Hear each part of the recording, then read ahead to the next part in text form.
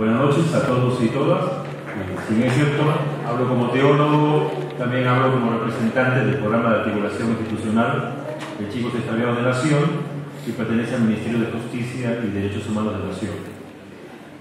Voy a tratar de dividir en tres partes un poquito la exposición, por los minutos que tenemos, en tres momentos. Uno sería un momento que voy a llamarlo el ver, el segundo momento el juzgar y el tercer momento actuar, que viene de la línea de Paulo Freire en la forma de hacer educación popular. En primer lugar, quería reflexionar con ustedes por el título del encuentro, que es Utopía, una vida sin violencia. Con esta pregunta, cuando hablamos de utopía, siempre todos miramos de alguna manera, si yo me paro acá y miro hacia adelante, imagino que la utopía está hacia adelante, algo que es superador a mí y es el sueño o la esperanza esperado por todos, un mundo sin violencia. Pero para poder tener una utopía hay que tener en claro dónde uno está parado, desde qué lugar pienso en utopía, desde qué lugar hablo y digo quiero una utopía. Para armar esperanza, para armar sueños, primero hay que preguntarse desde qué lugar lo hago, porque hay utopías que pueden ser profundamente violentas y devastadoras, y hay utopías que son profundamente liberadoras para todos aquellos que viven en situaciones de marginalidad y de vulneración de derechos. Para pensar. Lo otro, dado que hay un montón de adolescentes y jóvenes y algunos que tratamos de sobrevivir y la adolescencia se nos va pasando, ya se nos pasó muchísimo. Creo que vieron alguna vez, y todos hemos visto acá la película Matrix.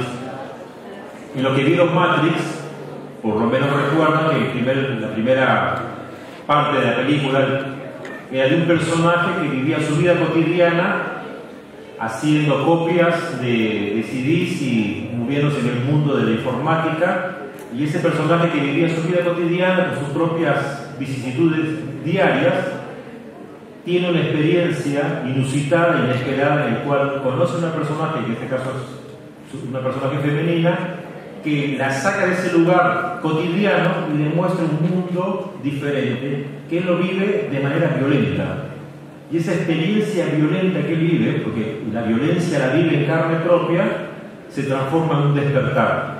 Él despierta, y cuando despierta descubre que el mundo cotidiano que él vivía no era la realidad que él consideraba la verdad absoluta, lo real.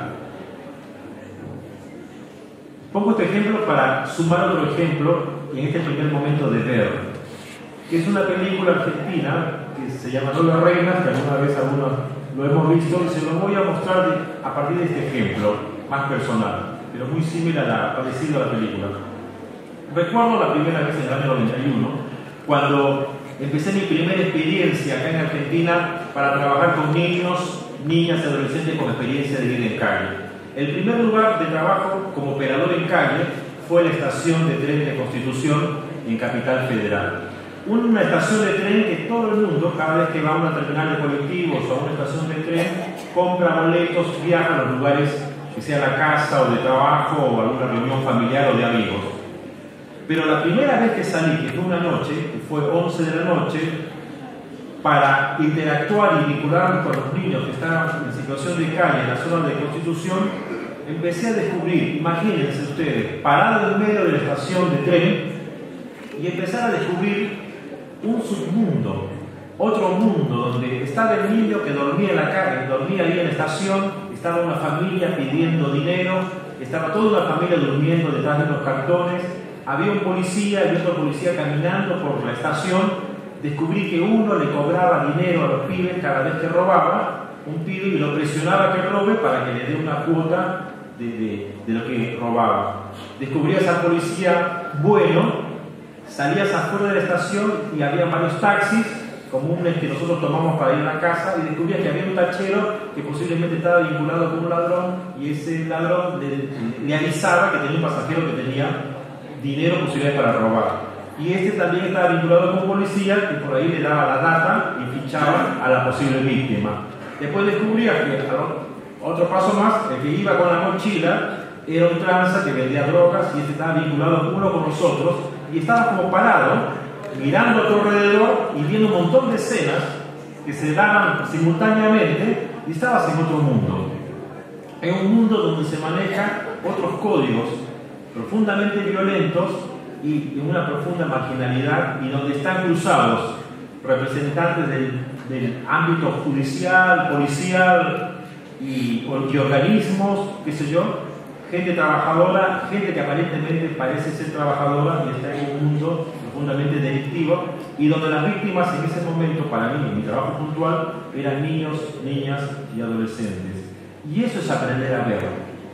Cuando nosotros empezamos a ser capaces de descubrir que hay un mundo que parece como invisibilizado, como que aparentemente no lo vemos, que pasó en épocas de la historia argentina donde nadie sabía lo que pasaba, nadie sabía que había gente que era chupada y llevada a algún lugar y desaparecían, como que uno vive su vida cotidiana y no ve. ¿Y por qué no ve? ¿Por qué no vemos eso que pasa y no se registra o no es registrado por nosotros? Y creo que uno de los primeros momentos de esto de ver es hacer preguntas. ¿Qué estamos viendo? ¿O qué es lo que vemos?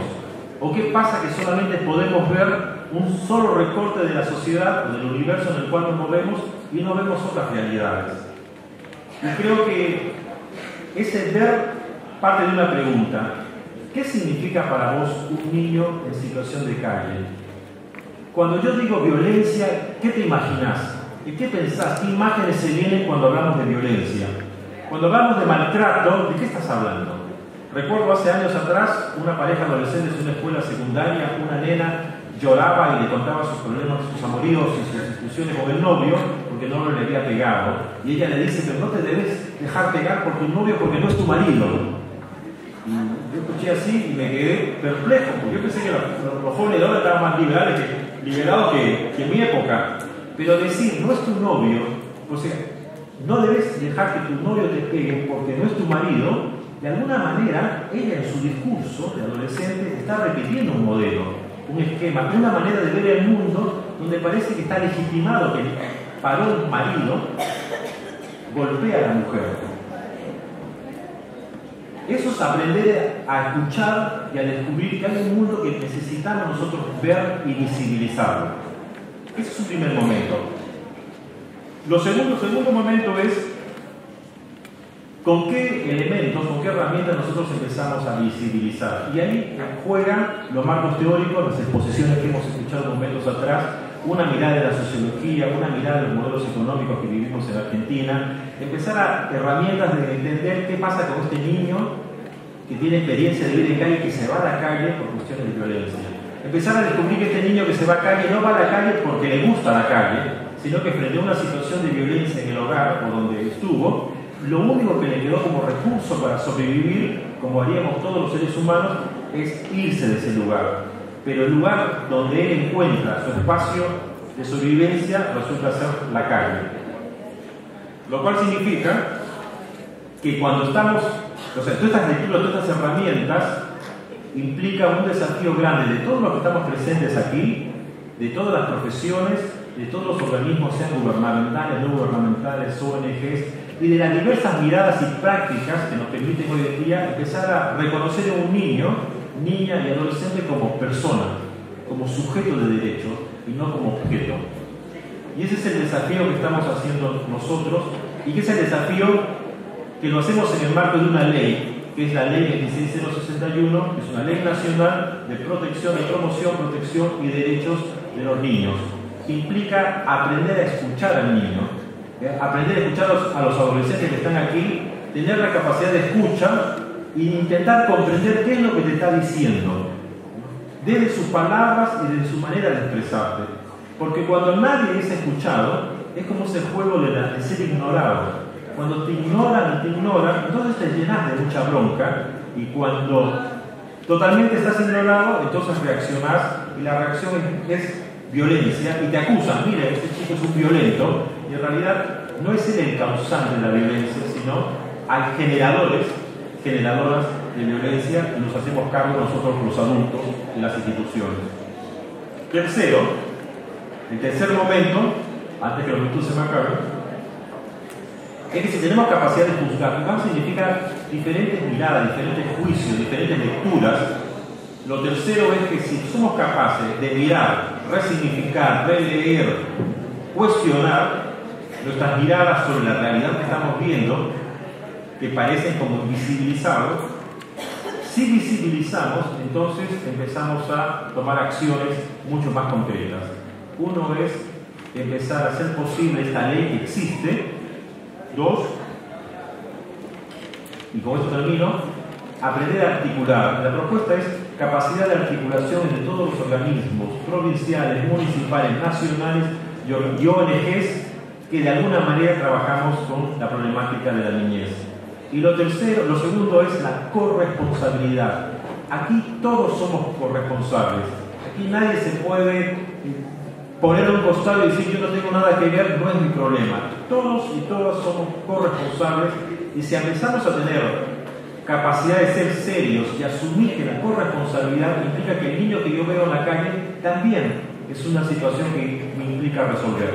No solamente es un tema del Estado o de una ONG o del vecino y no me meto yo.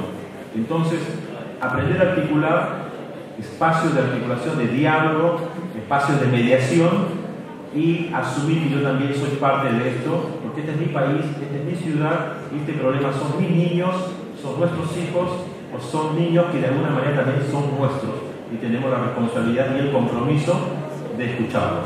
Gracias.